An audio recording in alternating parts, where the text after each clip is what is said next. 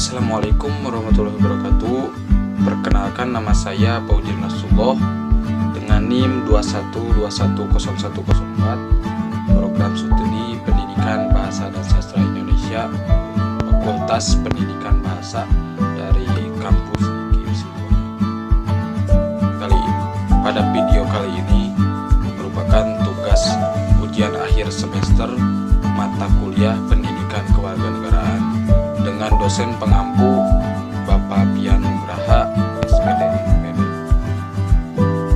Nah, pada tugas proyek ujian akhir semester kali ini yaitu mahasiswa dituntut untuk memecahkan solusi atau juga memberikan solusi terhadap permasalahan-permasalahan yang ada. Di antaranya yaitu kesenjangan sosial.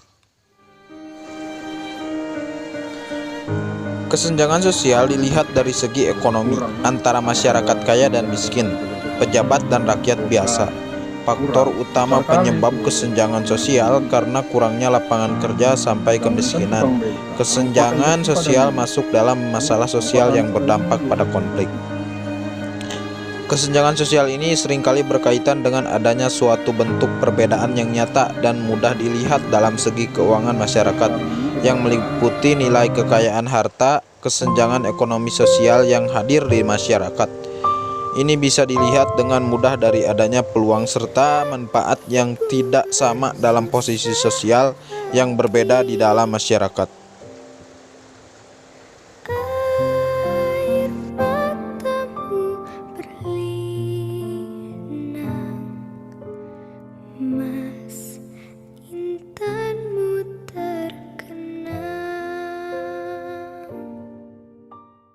Kebijakan pemerintah. Kebijakan pemerintah pada hakikatnya merupakan kebijakan yang ditunjukkan untuk publik dalam pengertian yang seluas-luasnya. Negara, masyarakat dalam berbagai status serta untuk kepentingan umum, baik itu dilakukan secara langsung maupun tidak secara langsung, yang tercermin pada berbagai dimensi kehidupan publik. Contohnya seperti yang dikatakan oleh Wakil DPR ini mengenai My Pertamina. Ya, saya pikir mungkin untuk mengantisipasi atau untuk kelancaran pembelian dan penjualan, Pertamina melakukan terobosan tersebut. Namun menurut saya, hal ini juga perlu dilakukan sosialisasi yang lebih luas dan mendalam, terutama juga harus dipikirkan bagi masyarakat yang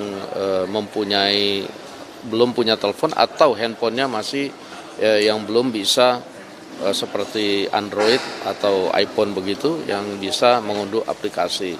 Nah, sehingga mungkin seiring berjalannya kebijakan ada juga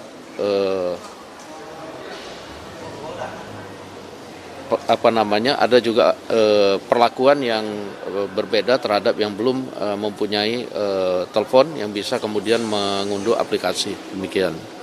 Dari DPR apakah akan berdiskusi gitu terkait kebijakan ini? Ya, nanti kita akan minta kepada komisi teknis terkait, tentunya akan melakukan koordinasi dengan mitra pemerintah yaitu Pertamina untuk kemudian agar kebijakan ini juga bisa lebih menyentuh kepada rakyat kecil. Hak dan kewajiban warga negara. Bahwa hukum di Indonesia itu bak pisau dapur, yang mana tajam ke bawah dan tumpul ke atas. Hal ini dapat kita lihat dengan adanya perbedaan perlakuan yang dilakukan oleh aparat penegak hukum terhadap para pelanggar hukum dengan dasar harta kekayaan maupun pangkat jabatan. Hal ini tentu saja bertentangan dengan pasal 27 ayat 1 Undang-Undang Dasar 1945 yang berbunyi, segala warga negara bersama kedudukannya di dalam hukum dan pemerintah wajib menjunjung hukum dan pemerintah itu dengan tidak ada kecualinya, seperti kasus penganiayaan, pencemaran nama baik, penghalangan terhadap seseorang yang akan menyuarakan pendapatnya, sampai dengan menghilangkan nyawa seseorang. Padahal hak asasi manusia telah diatur di dalam undang-undang, mulai dari pasal 27 sampai dengan pasal 34 Undang-Undang Dasar 1945. Dengan adanya kasus pelanggaran hak asasi manusia, mengakibatkan tidak sedikit warga negara Indonesia yang hidup dengan dibayangi rasa ketakutan. Hal ini tentu saja bertentangan dengan pasal 28G ayat 1 Undang-Undang Dasar 1945 yang berbunyi, setiap orang berhak atas perlindungan diri pribadi, keluarga, kehormatan, martabat, dan harta benda yang dibawa kekuasaannya, serta berhak atas rasa aman dan perlindungan dari ancaman ketakutan untuk berbuat atau tidak berbuat sesuatu yang merupakan hak asasi. Kemiskinan dan angka pengangguran di negara kita masih cukup tinggi. Padahal, pada pasal 27 ayat 2 mengamanatkan bahwa tiap-tiap warga negara berhak atas pekerjaan dan penghidupan yang layak bagi kemanusiaan. Namun nyatanya, kemiskinan masih menimpa sebagian masyarakat Indonesia. Dan hal itu dapat disebabkan oleh program pembangunan tidak berjalan sebagaimana mestinya, atau bisa juga disebabkan oleh perilaku warga negara sendiri yang tidak mempunyai keterampilan sehingga kesulitan mendapatkan pekerjaan yang layak. Anak jalanan yang mengamen di perempatan jalan raya merupakan salah satu golongan warga negara yang kurang beruntung, karena mereka tidak bisa mendapatkan haknya secara utuh.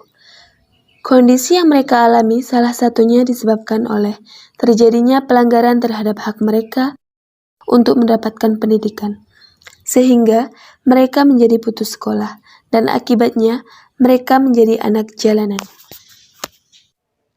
Yang selanjutnya yaitu ada demokrasi. Demokrasi ialah bentuk pemerintahan di mana semua warga negaranya memiliki hak yang sama untuk pengambilan keputusan yang dapat mengubah hidup mereka. Demokrasi mengizinkan warga negara ikut serta, baik secara langsung atau melalui perwakilan dalam perumusan, pengembangan, dan pembuatan hukum. Demokrasi di Indonesia apa saja? Demokrasi yang pertama dalam pandangan para pendiri bangsa Indonesia. Yang kedua, demokrasi parlementer. Yang ketiga, demokrasi terpimpin. Yang keempat, demokrasi Pancasila. Yang kelima, era reformasi. Yang keenam, referensi, dan sebagainya.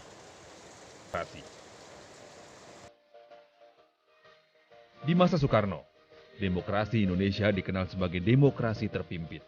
Di Orde Lama ini, keputusan pemimpin begitu sentralistik di bawah sistem demokrasi yang dianutnya. Bung Karno selaku presiden bahkan memperagakan pemerintahan diktator dengan membubarkan konstituante, PSI, dan Masyumi, serta meminggirkan lawan-lawan politiknya yang kritis. Kekuasaan otoriter yang anti-demokrasi pada masa Orde Lama itu akhirnya tumbang pada tahun 1965.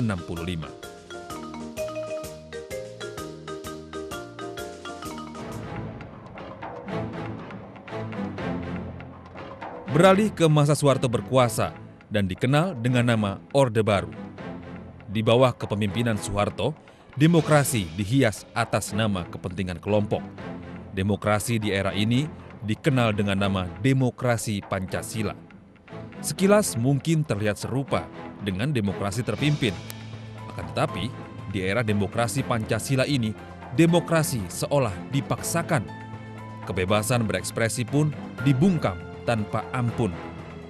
Azas tunggal menjadi keresahan bersama sebagian besar gerakan massa berideologi lain. Saat itu, demokrasi ala Soeharto sungguh menjadi sebuah ilusi. Sebuah fatamorgana demokrasi yang menakutkan.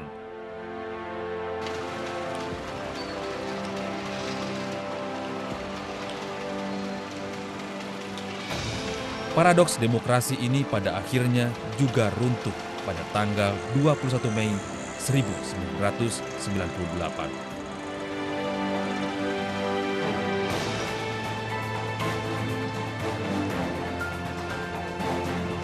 Saya memutuskan untuk menyatakan berhenti dari jabatan saya sebagai Presiden Republik Indonesia.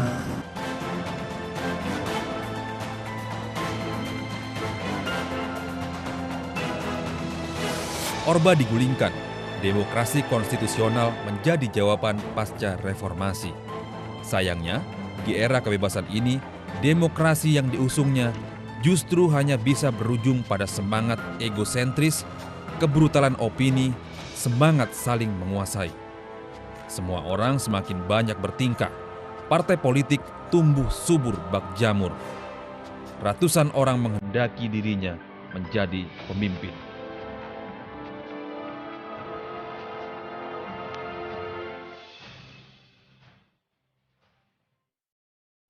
Di satu sisi, demokrasi secara langsung memang patut untuk dipertahankan. Namun kenyataannya, demokrasi terhempas dalam oligarki kekuasaan. Kekuasaan bukan lagi di tangan rakyat, melainkan sebagai alat kekuasaan. Penguasa selalu mengambil kebijakannya atas nama rakyat yang kerap berujung pada kepentingan sepihak yang tentu saja bukan kepentingan rakyat. Hari ini, episode demokrasi semacam itu masih tampak di layar-layar publik. Kapankah tontonan semacam itu usai? Dapatkah demokrasi dihadirkan dengan wajah yang sesungguhnya dari rakyat, oleh rakyat, dan untuk rakyat?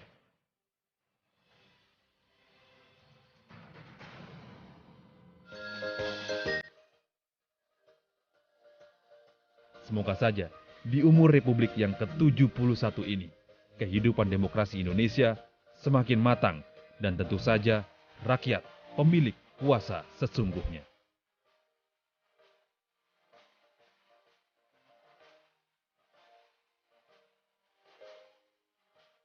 Nah, langsung saja pada kesempatan kali ini kita akan membahas mengenai solusi mengenai permasalahan-permasalahan yang telah ditampilkan dan juga dipaparkan tadi. Yang pertama yaitu mengenai kesenjangan sosial. Nah, apa sih yang disebut dengan kesenjangan sosial? Tadi juga sudah dikatakan bahwa kesenjangan sosial ini merupakan permasalahan yang terjadi pada masyarakat. Nah, kesenjangan sosial mungkin tidak akan terjadi ketika ada keinginan dalam individu atau warga negara atau masyarakat yang memang memiliki keinginan untuk tidak senjang gitu dalam bersosial. Nah, kesenjangan sosial ini diantaranya bisa kita antisipasi atau bisa kita tidak berkesenjangan sosial gitu ketika kita memiliki keinginan dalam hal pekerjaan misalkan. Setiap individu pasti memiliki kesempatan dan juga bakat gitu atau memiliki kekuatan dan juga kecakapannya dalam bekerja dalam hal apapun. Tapi itu pastinya berbeda-beda. Nah, hal ini harus pemerintah memberikan lapangan pekerjaan atau yang disebut juga memberikan kesempatan kepada setiap masyarakat yang memang untuk meningkatkan perekonomiannya. Di antaranya yaitu dengan kerja bakti dan juga pembukaan lapangan pekerjaan. Hal itu bisa membuat kesempatan untuk meningkatkan perekonomian di masyarakat. Selanjutnya yaitu mengenai kebijakan pemerintah. Kebijakan pemerintah pada saat ini mungkin sedang boomingnya yaitu mengenai kebijakan pemerintah dalam pembelian atau transaksi My Pertamina atau bahan bakar. Nah, hal ini mungkin bisa menjadi solusi untuk kemajuan dalam negara, tetapi juga menjadi penghambat bagi masyarakat atau warga yang memang susah atau belum bisa juga atau masih gaptek gitu, bisa dikatakan gaptek dalam proses ini karena memerlukan teknologi dan juga situs yang memang ini harus memiliki kebiasaan gitu dalam masyarakatnya. Nah, ada juga yang memang itu penghambat gitu karena kan HP atau handphone yang memang itu harus